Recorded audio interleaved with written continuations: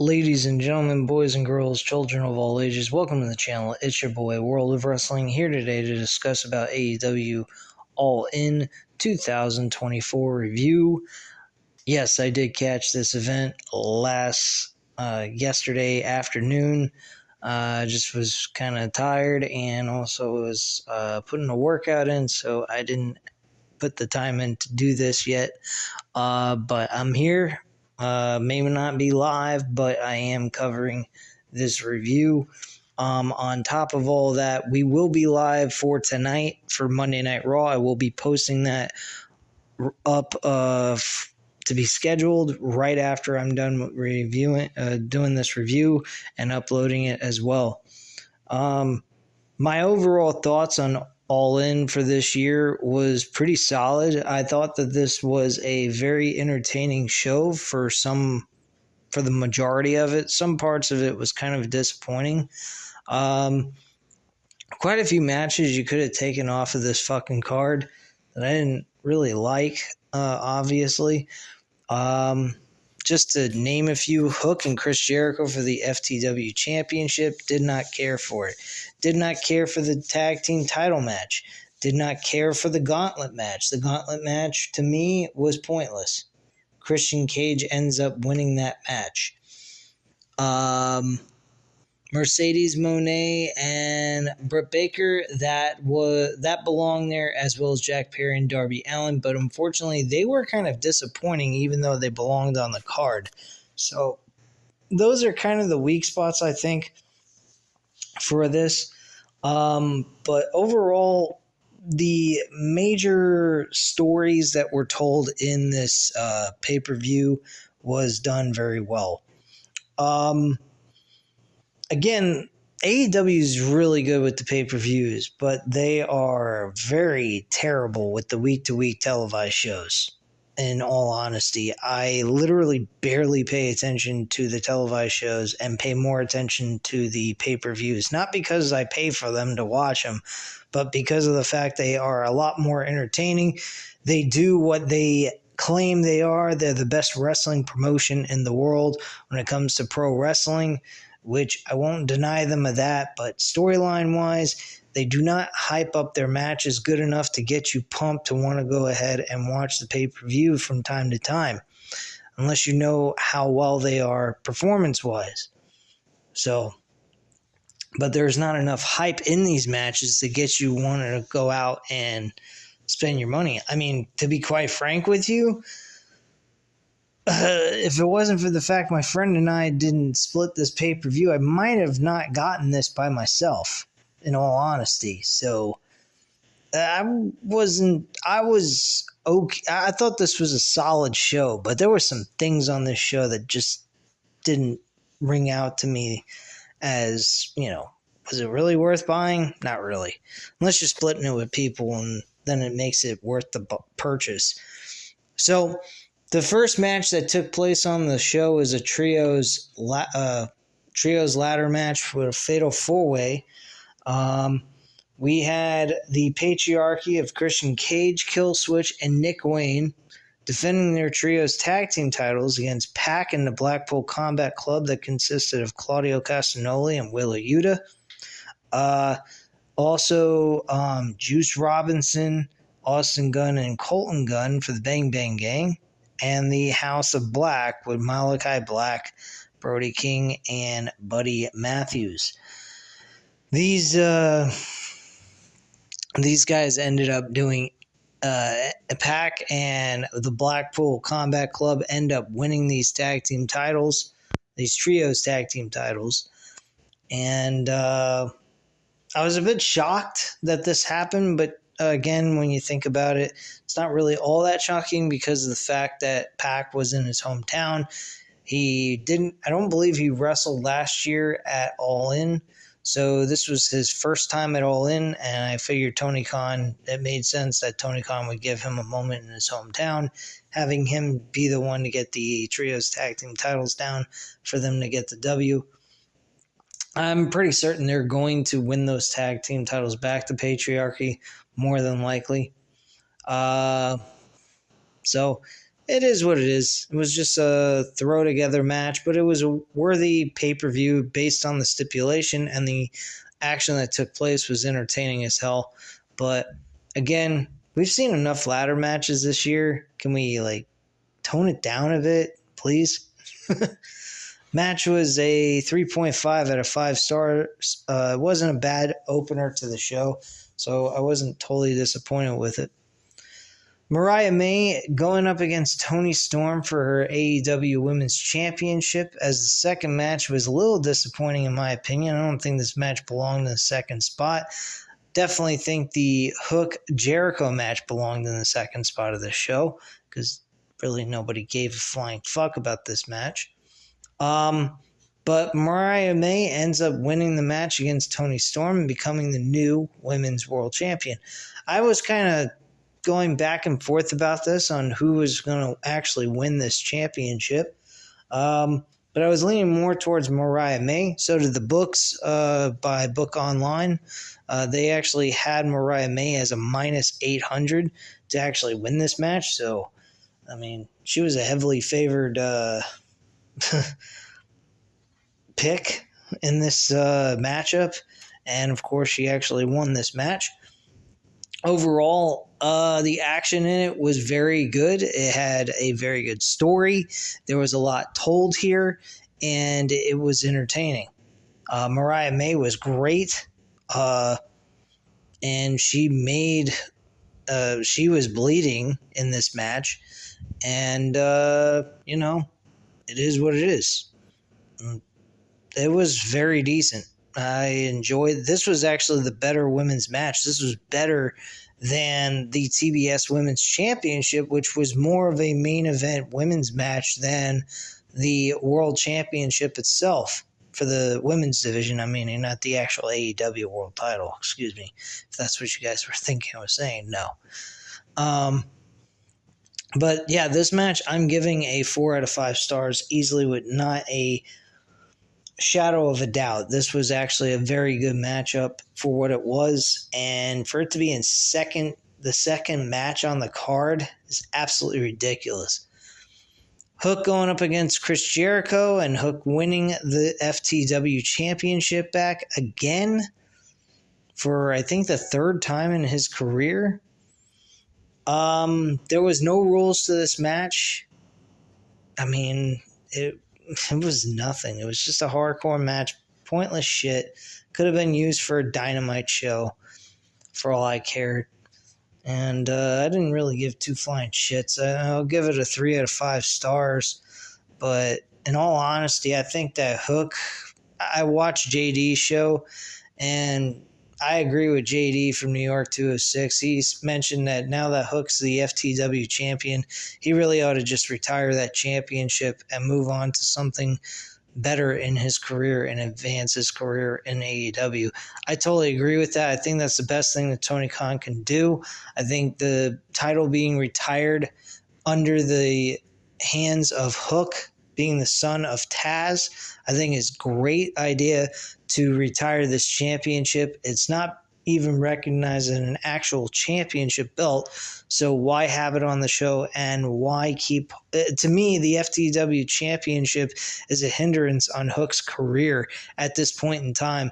He's just kind of going in circles here with this FTW championship, and I think it's about time that he moves on to bigger and better things than worrying about being an FTW champion. He did get a W over a big name like Chris Jericho, so it does help him out in the long run. But I would say get rid of the FTW title, move him on to somebody bigger and newer in the company. I mean, you could do something of a Jack Perry for the TNT Championship. That would be a good idea. The International Championship.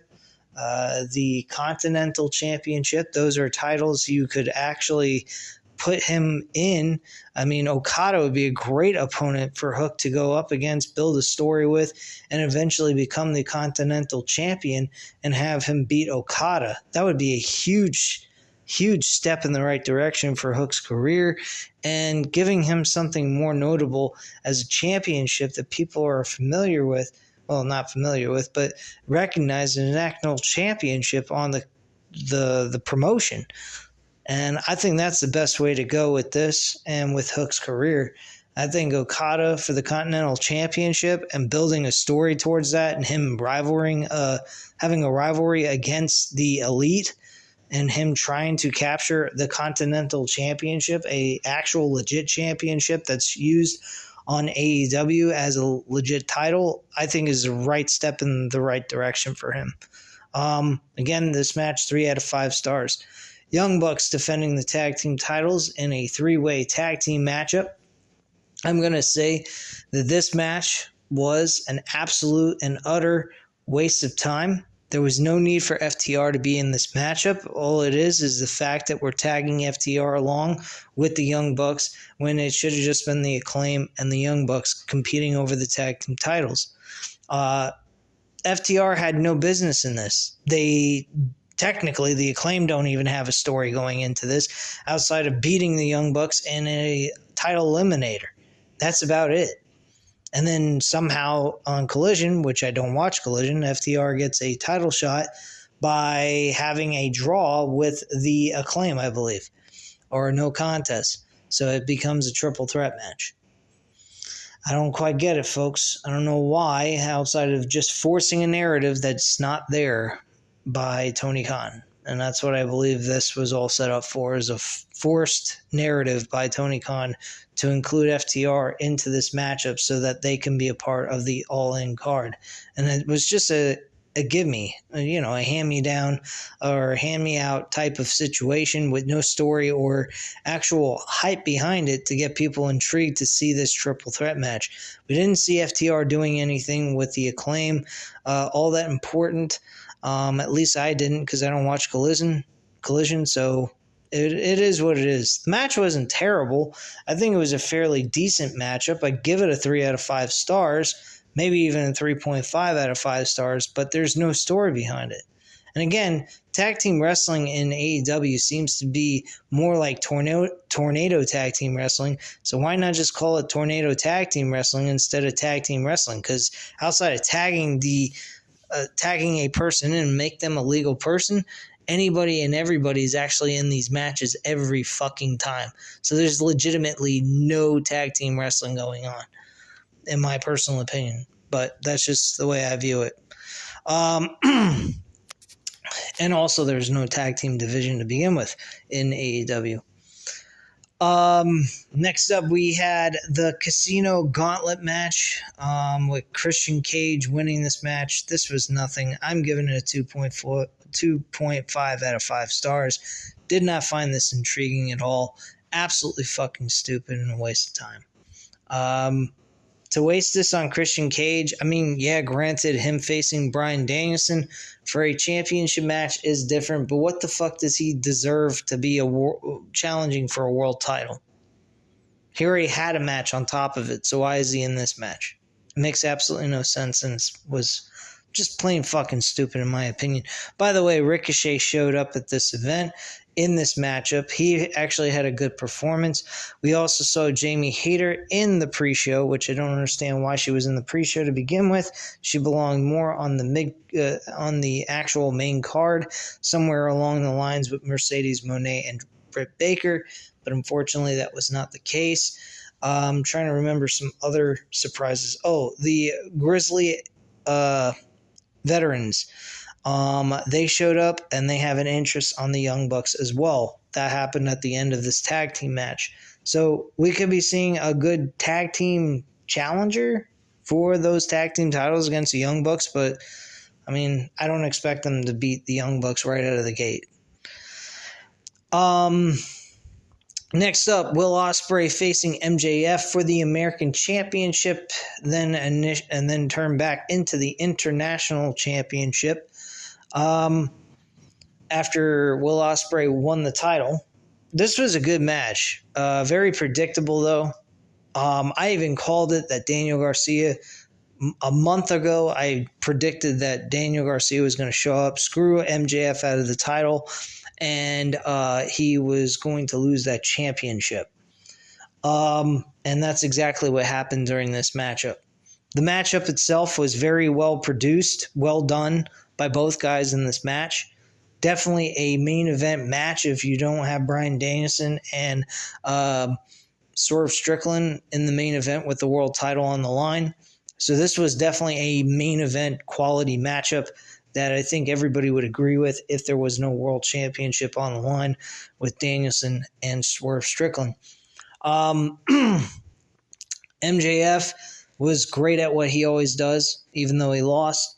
Will Ospreay, they both did a great performance. I give him 4.5 out of 5 stars, easily, without a question. Will Ospreay, the winner and the new international champion. Next up, Mercedes Moné defending the TBS Women's Championship against Britt Baker. I didn't particularly care for this match. This match was a complete bore fest and a fail of a match. I honestly don't think that this deserves 17 minutes and 25 seconds, which is what it shows here on Wikipedia.com. And I honestly think that this was an absolute travesty of a match where these two women did not provide us enough steam and enough intrigue for us, the fans, to enjoy this match. The crowd was practically almost dead, and I felt like I was watching a WWE type of match style from back in 2019, 2018 type of matchup. Very poor performance by both of these ladies. I don't even think they were trying, personally. And I give it a 2.5 out of 5 stars. Very terrible match. Jack Perry faced Darby Allin. Oh, and Mercedes Moné retained the TBS Women's Championship, by the way. Jack Perry also defended his TNT Championship in a coffin match against Darby Allin. Not much behind this story outside of the fact that, Darby Allin wanted revenge. This match was kind of one-sided, and it ended very quickly. That's my biggest issue with this match. These guys really went in there. They hurt each other pretty good. But Darby Allin took majority of the damage in this match. It didn't even look like Darby Allin had a chance. Jack Perry ends up winning the matchup, putting him into the coffin, and that was pretty much it.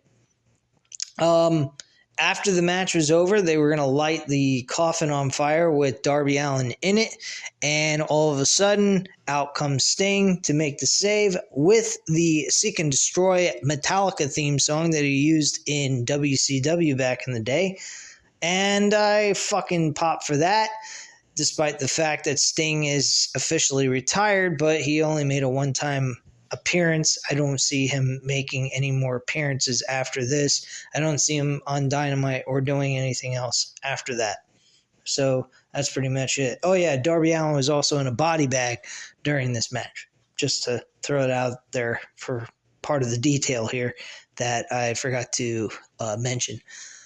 And the main event, Bryan Danielson went up against Swerve Strickland for the AEW World Championship. His career was on the line. If he did not win this championship, he ends up winning the title in a very entertaining fashion. Adam Hangman Page actually got involved, distract Swerve Strickland a little bit in this matchup, and Bryan Danielson bled like a pig, as usual. But he picks up a W here. He walks away the new AEW World Champion. I was kind of tossing and turning. This and Mariah May and the Women's World Championship and the AEW World Championship were the two titles I was kind of like, are they going to make them retain, or is the title going to change hands? It was very difficult to kind of pinpoint. But once you got closer to the pay-per-view, you kind of realized that that was the direction they were going to go. Both championships were going to change hands to the challenger. So that was not surprising once we got a little closer to the pay-per-view. Bryan Danielson's match with Swerve Strickland kind of felt a little like a reminder of the WrestleMania 30 moment that he had. He just didn't have to face 3 different opponents in one night. And he just had a simple one-on-one match that he earned, got the opportunity, and walked away with the W and the World Championship. celebrated in the ring with Brie Bella and his two children. His son was extremely excited to be in the ring. He was playing around with the celebration material that was falling down from the ceiling that was hanging over the ring and so forth. Very nice moment. I think they kind of ended a little too soon. I kind of was hoping they'd give us a little bit of a longer period of time to see Bryan Danielson and his family kind of celebrating in the ring. They only gave us maybe less than a minute, 30 seconds possibly, to see the celebration, when at a WrestleMania moment like this, you'd see it for like a minute and a half, maybe even 2 minutes. So I kind of didn't feel like we got that same exact feeling to let it set in. But that was the only issue I really had with it. I'd say this match is a 4.5 out of 5 stars as well. Both the world title and the international championship matches were excellent matches, well worth the money for the price of admission, in all honesty. So that's my overall viewpoint on this pay-per-view. At this time, you know what to do. Hit the like button if you like the video. Hit the subscribe button if you're not already subscribed to the channel. Leave a comment down below, and I'll definitely get back to you on that. Thank you guys very much for watching, and have a great night, guys. Bye.